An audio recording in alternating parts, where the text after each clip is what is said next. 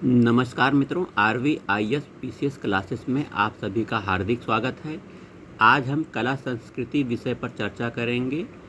कला संस्कृति का यह विषय पल्लव मंदिर पर आधारित है। पल्लव मंदिर कुछ शैलियों पर बनाए गए हैं। इन शैलियों पर आज चर्चा की जाएगी। सबसे पहले महेंद्र वर्मन शैली पर चर्चा करते हैं। महेंद्र वर्मन शैली, इस शैली का विकास 600 से 640 AD के बीच हुआ था।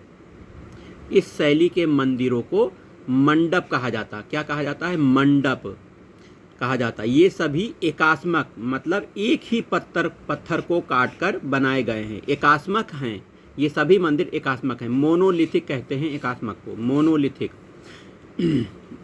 मंदिरों को मंडप कहा जाता था। मंडपों में खंबेदार बरामदा होता था और पीछे 1 या 2 कमरे होते थे। महेंद्र वर्मन शैली काल के प्रमुख मंडप पंच पांडव मंडप या मंदिर, ठीक है, ये पल्लवरम के हैं। वेंकटेश्वर मंडप वल्लभ का है। मांडूर का विष्णु मंडप, देखिए ये महेंद्र वर्मन शैली में बनाए गए मंडप हैं। पंच पांडव मंडप, वेंकटेश्वर मंडप और मांडूर का विष्णु मंडप। ये दूसरी शैली महामल्ल शैली, ये बहुत इम्पॉर्टेंट है और प्रश्न पूछे जाते हैं इसी से, क्योंकि इसमें सत पगोड़ा नाम का रथ पाया गया है। वो रथ क्या है आगे बताते हैं।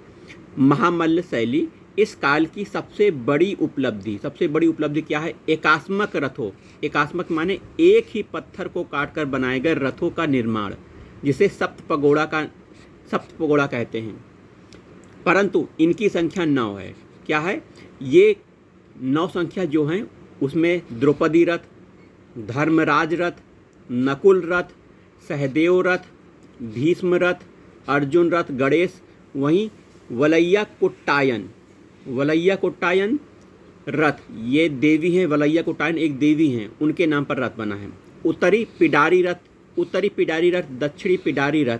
तो ये 9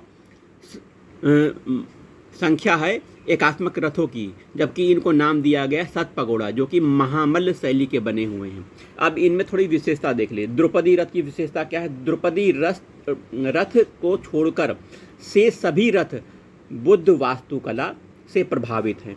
द्रौपदी रथ बुद्ध वास्तुकला से प्रभावित नहीं है। द्रौपदी रथ को छोड़कर जितने भी रथ हैं वो बुद्ध वास्तुकला से प्रभावित है। द्रौपदी रथ चलायमान है, मतलब चलाया जा सकता है। वहीं धर्मराज रथ 3 मंजिल का है और सबसे ज़्यादा अलंकृत है, सुसज्जित है, सजाया गया है। धर्मराज रथ की बात कर रहे हैं। वहीं नकुल सहदेव के रथ को छोड़कर सभी रथों में दुर्गा जी, इंद्र, शिव, गंगा, पार्वती, हरिहर, स्कंद और ब्रह्मा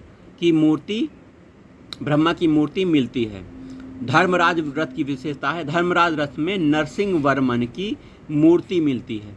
इन रथों को छोड़कर मामल्ल शैली में कुछ मंडपों का निर्माण किया गया है। कुछ अन्य मंडप भी हैं, जैसे बराह मंडप, मामल्ल शैली के हैं ये। महिषमर्दनी मंडप, आदि वाराह मंडप, रामानुज मंडप, ठीक है। और ये सभी मंडप रथ महाबलीपुरम में है। कहाँ पे हैं? महाबलीपुरम में है। ये मंडप और रथ कहाँ पे हैं जो अभी बताया है? ये सब महाबलीपुरम है, जिनकी स्थापना इम्पोर्टेंट, इनकी स्थापना नरसिंह वर्मन महामल्ल ने की थी। नरसिंह वर्मन महामल्ल, देखिए नरसिंह वर्मन महामल्ल ने इन सभी रथों की और मंडप की स्थापना की थी, जो कि महामल्ल शैली में है। वहीं तीसरी शैली राजसिंह शैली है। इस काल में संरचनात्मक मंदिरों का निर्माण शुरू हुआ था तथा इस शैली में बना पहला मंदिर महाबलीपुरम का तटीय मंदिर है। महाबलीपुरम का तटीय मंदिर पहला मंदिर है जो कि राजसिंह शैली में बना है। कांची का कैलाश मंदिर इस काल का, इस शैली का सर्वोत्तम उदाहरण है। इस शैली में, मतलब राजसिंह शैली में बना एक अन्य मंदिर बैकुंठ पेरुमल, जो कि कांची में है। बैकुंठ पेरुमल कांची में है। अगली शैली है नंदी वर्मन शैली। चौथी शैली और अंतिम शैली है। इसे अपराजित शैली भी कहते हैं।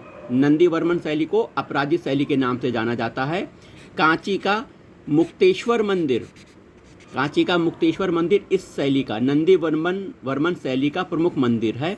इसके अलावा मुक्तेश्वर, मातंगेश्वर और त्रिपुरांतकेश्वर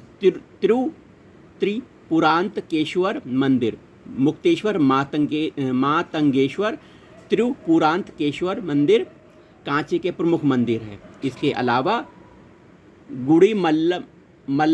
गुड़ीमल्लय का परशुराम मंदिर इस शैली का बना अन्य मंदिर हैं।